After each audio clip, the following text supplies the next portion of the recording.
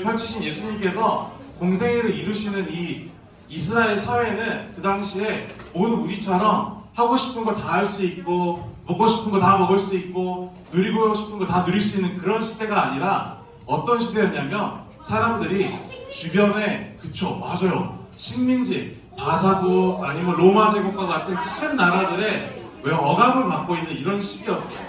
그래서 이스라엘 사람들한테는 어떤 게 필요하냐면 뭐가 필요한지 한번 봐볼까요? 메시아 구원자가 굉장히 필요했었어요. 메시아 구원자는 어떤 사람일까요? 나를 지금이 힘듦에서 나를 지금의 이 어려움에서 해방시켜줄 사람, 나를 자유롭게 하고 나에게 먹을 거를 나눠주고 나를 더욱더 편하게 해줄 사람, 이런 구원자를 기다렸어요. 그런데 예수님께서 이 땅에 오시고 태어나셔서 30살, 30살이 되시던 해에 이제 하나님의 일을 하시기 위해 첫 발걸음을 떼신 그 첫 시작이 오늘 우리가 함께 읽은 본문 누가복음 4장의 말씀입니다. 예수님은 먼저 이 공생애를 선포하기 위해서 내가 이 땅에서 무엇을 할 거야, 나는 어떤 걸 할 거야 라고 알리기 위해서 회당, 지금으로 같으면 우리가 같은 경우 예배당으로 나오셨어요. 예배당에 나와서 많은 사람들 앞에서 어떤 선포를 하십니다.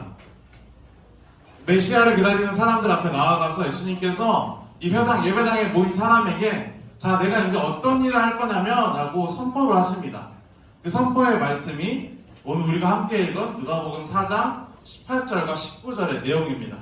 주의 영이 내게 내리셨다. 주께서 내게 기름을 부으셔서 가난한 사람들에게 기쁜 소식을 전하게 하셨다. 주께서 나를 보내셔서 포로된 사람들에겐 자유를, 눈먼 사람들에겐 다시 보게 함을 선포하고 억눌린 사람들을 풀어주고 주의 은혜의 해를 선포하게 하셨다. 라는 내용을 나누었습니다. 여러분 이 내용 보면은 어떤 생각이 드시나요? 예수님께서 이 땅 가운데 크게 세 가지로 표현되어 있죠? 뭐를 이루게 오셨다고요? 포로된 사람들에게 자유를, 눈먼 사람들에게 다시 보게 함을, 그리고 억눌린 사람들을 풀어주기 위해서 이 사역을 하기 위해서 여러분 어떤 걸 하신다고 적혀있죠? 기쁜 소식을 전하기 위해 오셨다라고 이야기를 해요. 이 말씀에서 이야기하는 건 뭐냐면 하나님께서 영을 예수님께 주셔서 이 땅 가운데서 기쁜 소식을 전하게 하셨대요.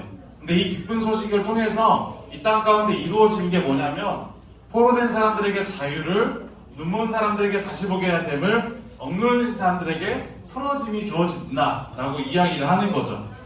이날 이 회당에서 예수님은 이렇게 선포하신 거예요. 나는 이 땅 가운데서 하나님의 사역을 통해서 이런 우리가 할 수 없는 것, 나의 능력으로는 이룰 수 없는 새로운 일들을 이 땅 가운데 이루어 갈 거야 라고 이야기를 하는 거죠. 그거를 위해서 뭘 하신다고요? 찾아가서 고치시고 찾아가서 풀어주는 게 아니라 기쁜 소식, 복음을 전하기 위해 나아오셨다 라고 이야기를 하신 거죠. 자, 이 맥락을 이해하고 우리가 다시 한번 말씀을 읽어보려고 해요. 이 말씀을 천천히 읽으면서 예수님께서 이 땅의 사역을 위해 선포하신 내용이다 라고 이해를 하면서 우리 다시 한번 18절과 19절을 읽어보도록 하겠습니다. 자, 천천히 한번 읽어볼게요. 자, 시작. 주의 성령이 내게 임하였으니, 여기서 내게 누구죠? 예수님이죠. 이는 가난한 자에게 복음을 전하게 하시려고 내게 기름을 부으시고 나를, 예수님을 보내사 포로된 자에게 자유를, 눈먼 자에게 다시 보게 함을 전파하며 눌린 자를 자유롭게 하고 주의 은혜의 해를 전파하게 하려 하심이라. 이 말씀에서 여러분 핵심이 되는 이 말씀을 전체를 포함하는, 여러분들 공부 잘하시니까 동사를 찾아보라면 뭐가 있을까요? 이 문장의 메인 동사, 이 문장의 동사를 하나 찾아보라면 뭐가 있을까요? 자유를 주게 함일까요? 보게 함일까요? 자유롭게 함일까요? 맞아요. 이 문장에서 동사 가장 중요한 단어는 바로 전파하게 한다는 거예요. 예수님께서 직접 물론 하실 수 있겠으나 이 일을 위해서 오신 게 아니라 이 일을 나타나게 하는 기쁜 소식을 전파하기 위해서 이 땅에 오셨다라는 걸 이야기를 하신 거죠. 그래서 사람들은 우리처럼 이 이야기를 듣고 이런 반응이 나타난 거예요.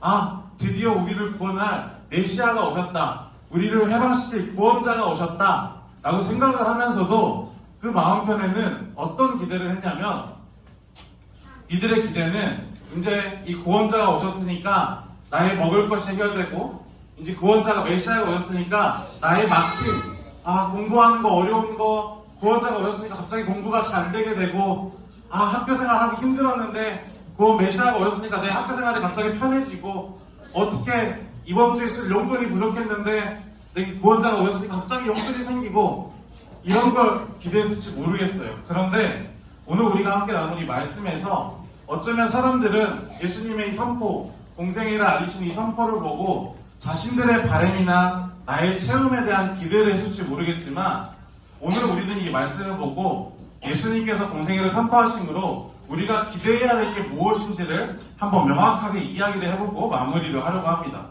어쩌면 우리의 신앙생활 가운데서도 여러분도, 전사님도 그럴 때가 많아요. 내가 힘들고 내가 무엇이 필요하고 내가 특별한 바람이 있을 때 특별히 예수님을 더 찾습니다. 전사님도 이번 주 학교를 갔더니 예수님께 열심히 기도했죠. 첫 주부터 과제가 없었으면 좋겠습니다 하나님 했더니, 물론 귀신같이 과제를 주셨지만 나의 이런 개인적인 어려움이나 힘듦에 있을 때 우리는 예수님을 더 찾습니다. 예수님께, 그리고 나의 이 문제가 해결되기를 소망하죠. 그런데 오늘 말씀을 통해서 예수님은 그냥 평소와 같은 사람들이 아니라 우리 어린이들이 뭘 썼죠? 여러분 눈에? 이 믿음의 눈으로 세상을 바라볼 때 정말 예수님을 바라보면서 무엇을 기대해야 되는지, 우리가 믿음이라는 이 안경을 가지고, 믿음이라는 마음을 가지고 세상을 바라볼 때 우리가 무엇을 바라봐야 하는지를 이 누가복음의 말씀을 통해서 정확하게 올바르게 이야기하고 계신다는 거예요. 자, 그러면 이 믿음의 안경, 믿음의 눈으로 바라보는 세상을 바라본다는 건 어떤 것을 의미할까요? 이것만 우리가 이야기하고 마무리해보려고 합니다. 다시 누가복음 4장의 말씀으로 넘어가면, 아까 우리 친구가 이야기해준 것처럼 이 누가복음 4장 18절에서 19절에서 이야기하는 거에 가장 중요한 핵심은 앞부분에 초록색으로 칠해져 있던 포로된 자에게 자유를, 눈먼 자에게 다시 보게 함을, 눌린 자에게 자유롭게 함이 아니라, 이 말씀에서 우리가 내가 예수님을 따름으로 믿음의 눈으로 바라볼 때 예수님처럼 행동하기 위해서 집중해야 될 거는 이 보라색깔 글씨라는 거예요. 성령이 임했을 때 가난한 자에게, 내 주변에 힘든 친구, 아니면 마음에 지침이 있는 친구, 나의 도움이 필요한 친구, 누군가의 위로가 필요한 친구에게 이 복된 소식, 하나님의 메시지를 전하게 하셨을 때 이 복음이 전해진 곳에서 이런 일들이 하나님께서 이루신다라는 거예요. 이런 일들을 우리가 직접 나서서 할 수 있겠으나 하나님의 은혜, 주님의 주의 은혜의 해가 이루어지기 위해서 우리가 먼저 해야 할 것은 이런 복된 자에게 자유를 주는 행위, 눈먼 자에게 다시 보게 하는 행위, 놀린 자를 자유롭게 하는 이런 모습이 아니라, 그 행위에 앞서서 이 복음을 전하게 하셔서 그들에게 주님의 말씀을 전파하게 하는 우리의 이런 믿음의 모습이 필요하다라는 것을 오늘 본문은 이야기를 하고 있는 거예요. 그래서 정리를 하자면, 우리가 이 땅을 살아가면서 예수님을 닮아가고 믿음의 눈으로 세상을 바라본다라는 것은 바로 어떻게 보면 내가 속해 있는 곳에서 이 가난한 자, 누가복음에서 말하는 여러분 가난한 자는 단지 돈이 없고 굶고 있는 사람들이 아니라 마음이 힘든 사람, 나의 도움이 필요한 사람, 나의 위로가 필요한 이런 마음이 가난하고 심령이 가난한 모든 사람에게 가서 하나님께서 사랑하라고 하신 것처럼, 나를 사랑한 것처럼 이웃을 사랑하라고 하신 것처럼 이 복된 소식을 가지고 이 친구에게 복음을 전하고 사랑을 나누고 내가 경험한 하나님을 그 친구가 함께 경험할 수 있도록 인도하는 모습을 의미를 해요.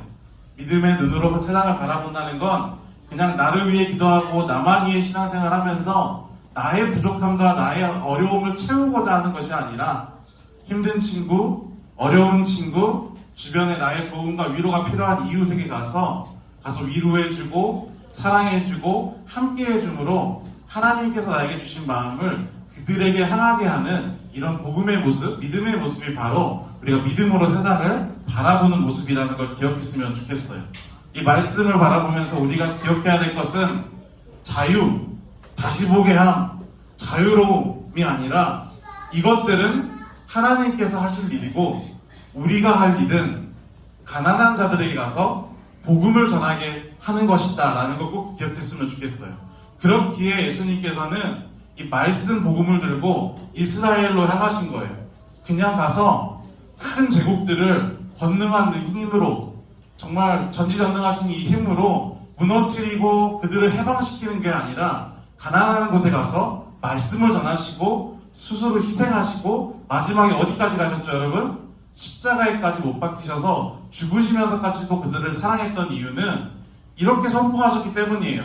나는 이런 것들을 하기 위해서 온 게 아니라 이런 것들을 하나님께서 이 땅 가운데 이루시기 위한 이 복음의 말씀을 가난한 사람들에게 전하게 왔다, 힘든 사람에게 전하게 왔다 라는 걸 이 사순절 시작을 앞두고 우리 친구들이 꼭 기억했으면 좋겠습니다. 믿음의 눈으로 바라보고 산다는 건 뭘 의미한다고요? 나의 삶의 자리에서 하나님의 말씀을 전하는 삶의 모습이라는 걸 꼭 기억하면서 우리 친구들이 이제 이번 주에 개학도 하고, 여러분들 너무 좋아하는, 여러분 이거 뭔지 아세요? 너무 이쁘지 않아요? 비싸지롱. 자, 이렇게 해볼 텐데 우리 친구들 40일 동안 또 여러분들이 보내진 학교라는 곳에서, 학원이라는 곳에서 이 주신 말씀을 한번 생각하면서 이 말씀을 나누고 또 믿음의 모습으로 살아갈 수 있는 우리 친구들의 사순절의 기간, 여러분만 시킨다고요? 아니요. 저도 할 거고 선생님들도 하실 겁니다.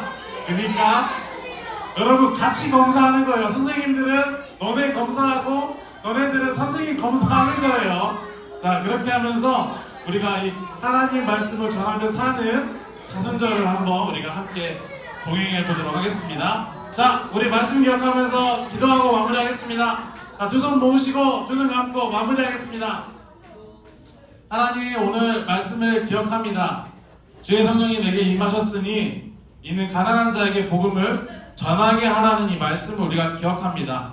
주님, 믿음으로 산다는 것이 나의 부족함을 채우고 나의 연약함을 위해서 하나님께 간구하는 것이 아니라 하나님께서 주신 이 성령의 마음을 가지고 가난한 자, 위로가 필요하고 나의 도움이 필요하고 나의 함께함이 필요한 친구에게 향해서 그 주신 말씀과 그 주신 복음과 그 사랑을 나눠야 함을 기억합니다. 주님, 이제 우리가 개학도 하고 사순절을 맞이하면서 주의 말씀을 가까이 하고자 하오니 우리가 한 주간 한 주간 나누는 이 말씀을 통하여서 나를 깨우치게 하시고 깨우친 마음을 가지고 나를 위해서만 사용하는 것이 아니라 이 가난한 자, 나의 도움과 나의 섬김과 나의 위로가 필요한 이 친구들에게 이 말씀을 가지고 나아갈 수 있는 우리 소년부 친구들의 앞으로의 학기 또 사순절의 시간, 모든 순간순간이 되게 인도하여 주시옵소서. 그리하여 우리 친구들이 그곳에서 이 복음의 메시지를 전할 때 하나님께서 이루시는 포로된 자가 자유를 얻고